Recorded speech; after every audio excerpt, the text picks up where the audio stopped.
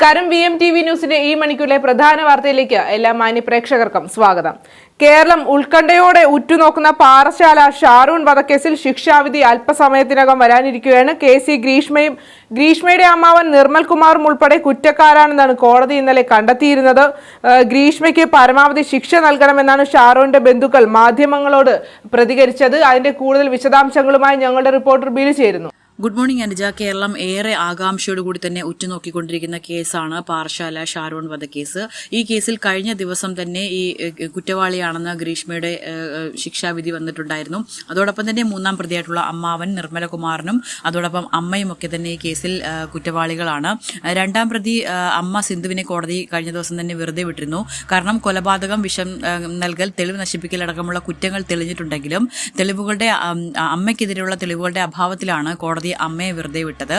ഏതായാലും അമ്മാവൻ മൂന്നാം പ്രതിയായിട്ടുള്ള ഈ ഒരു കേസിലാണ്, തെളിവ് നശിപ്പിച്ചതിനാണ് അമ്മാവനെതിരെ കേസായിട്ടുള്ളത്.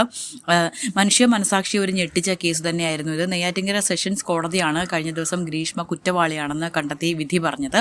കാമുകിയായിരുന്ന ഗ്രീഷ്മ കഷായത്തിൽ വിഷം കലർത്തിയാണ് ഷാരൂണിനെ കൊലപ്പെടുത്തിയതെന്നുള്ളതാണ് കേസ്. നെടുമങ്ങാട് ടൂറിസ്റ്റ് ബസ് നിയന്ത്രണം വിട്ട് മറിഞ്ഞു, ഒരാൾ മരിച്ചു. ഇന്നലെ രാത്രിയാണ് അപകടമുണ്ടായത്. നിരവധി പേർക്ക് പരിക്കേറ്റു. അതിന്റെ വിശദാംശങ്ങളിൽ ഇന്നലെ രാത്രി 10 മണിയോട് കൂടിയിട്ടാണ് അപകടമുണ്ടായത്. നെടുമങ്ങാട് ഇഞ്ചിയത്ത് ഭാഗത്ത് വെച്ചാണ് ടൂറിസ്റ്റ് ബസ് നിയന്ത്രണം വിട്ട് മറിഞ്ഞത്. അപകടത്തിൽ നിരവധി പേർക്ക് പരിക്കേറ്റുവെന്ന് അറിയാൻ കഴിഞ്ഞു. സ്കൂൾ വിദ്യാർത്ഥികളുമായി വിനോദയാത്രയ്ക്ക് പോയ ബസ്സാണ് മറിഞ്ഞതെന്നാണ് സൂചന.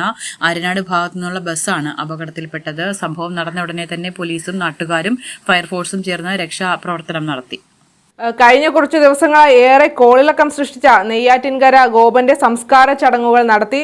മഹാസമാധി വൻ ജനാവലിയുടെ അകമ്പടിയോടെയാണ് നടത്തിയത്. ബിലു, എന്താണ് അതിന്റെ കൂടുതൽ വിവരങ്ങൾ?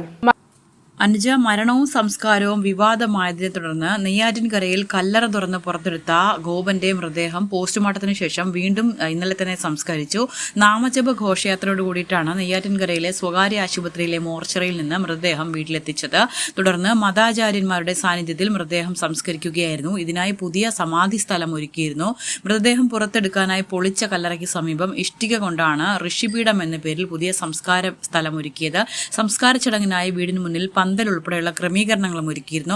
നിരവധി പേരാണ് എത്തിച്ചേർന്നത്. പിതാവിനെ മക്കൾ സമാധിയിരുത്തിയ സംഭവം വിവാദമായതോടെയാണ് ആറാലുമൂട് കാവിവിളാകം സിദ്ധൻ ഭവനിൽ ഗോപന്റെ കല്ലറ തുറന്ന് മൃതദേഹം പുറത്തെടുത്തത്.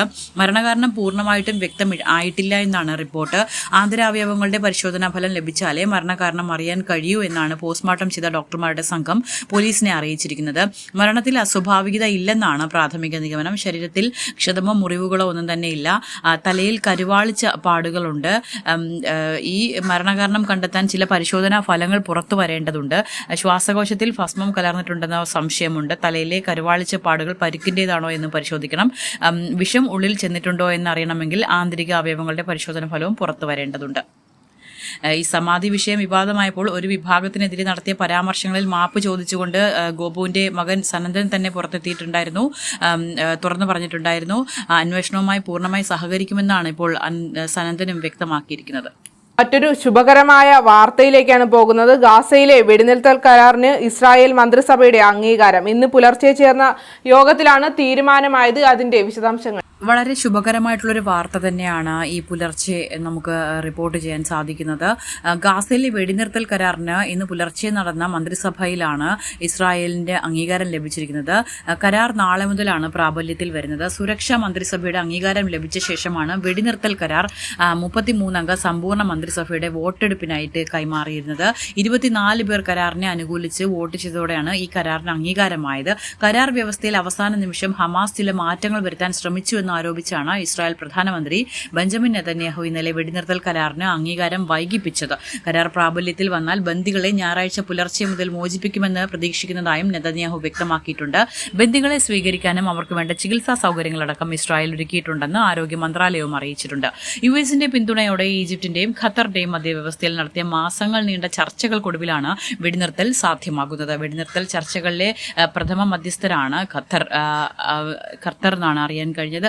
ഏതായാലും വലിയ പ്രതീക്ഷയുള്ളൊരു വാർത്ത തന്നെയായിരുന്നു. താൽക്കാലത്തേക്കാണെങ്കിലും ശരി, വെടിനിർത്തൽ നിർത്തലാക്കിയിരിക്കുന്നത് ഏറെ പ്രതീക്ഷയും സമാധാനവും തരുന്ന ഒരു കാര്യമായിട്ടാണ് ഇപ്പോൾ നമുക്കും പ്രത്യാശിക്കാൻ കഴിയുന്നത്. കൊടുങ്ങല്ലൂർ ക്ഷേത്രത്തിൽ പട്ടാപ്പകൽ നടന്ന 150 കിലോ ഭാരമുള്ള ഉരുളി മോഷണത്തിന്റെ ദൃശ്യങ്ങളിലേക്കാണ് ഇനി പോകുന്നത്. VMTV എക്സ്ക്ലൂസീവ് ഇപ്പോൾ ലഭിച്ചതാണ്. നമുക്ക് ആ ദൃശ്യങ്ങളിലേക്ക് പോകാം.